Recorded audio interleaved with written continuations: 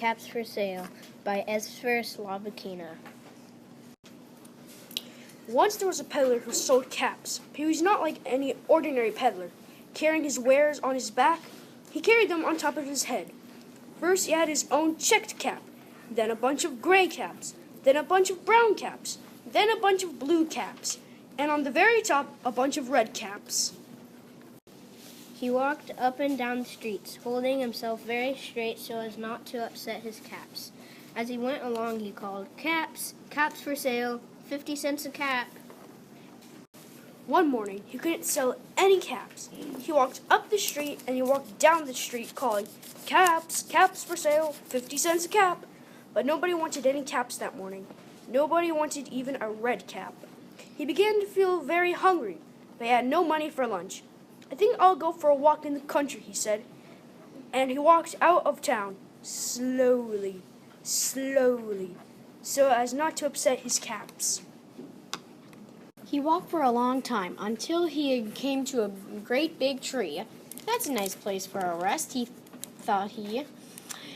And he sat down very slowly under the tree and leaned back a little by a little against the tree trunk so not to disturb the caps on his head.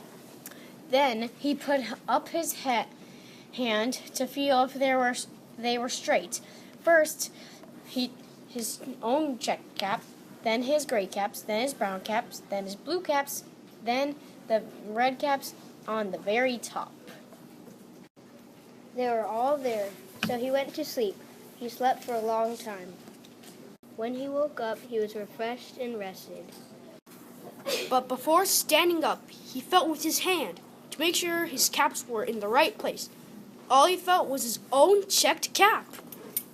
He looked to the right of him, no caps. He looked to the left of him, no caps. He looked in the back of him, no caps. He looked behind the tree, no caps. Then he looked up into the tree, and what do you think he saw? On every branch sat a monkey. On every monkey was a gray, or a brown, or a blue, or a red cap. The peddler looked at the monkeys. The monkeys looked at the peddler. He didn't know what to do. Finally, he spoke to them. "You monkeys, you," he said, shaking a finger at them. "You give me back my caps." But the monkeys only shook their fingers back at him and said, "Tss, tss, tss." This made the peddler angry, so he shook both hands at them and said, "You monkeys, you give me back my caps." But the monkeys only shook both their hands at him and said, "Tss, tss, tss." Now he felt quite angry. He stamped his foot and said, "You monkeys, you better give me back my caps." But the monkeys only stamped their feet back at him and said, By this time, the peddler was really angry, very, very angry. He stamped both his feet and shouted, "You monkeys, you must give me back my caps." But the monkeys only stamped their feet back at him and said, "Tss, tss, tss." At last he became so angry that he pulled off his own cap, threw it on the ground, and began to walk away. But then each monkey pulled off his cap. And all the gray caps, and all the brown caps, and all the blue caps, and all the red caps came flying down out of the tree. So the peddler picked up his caps and put them back on his head.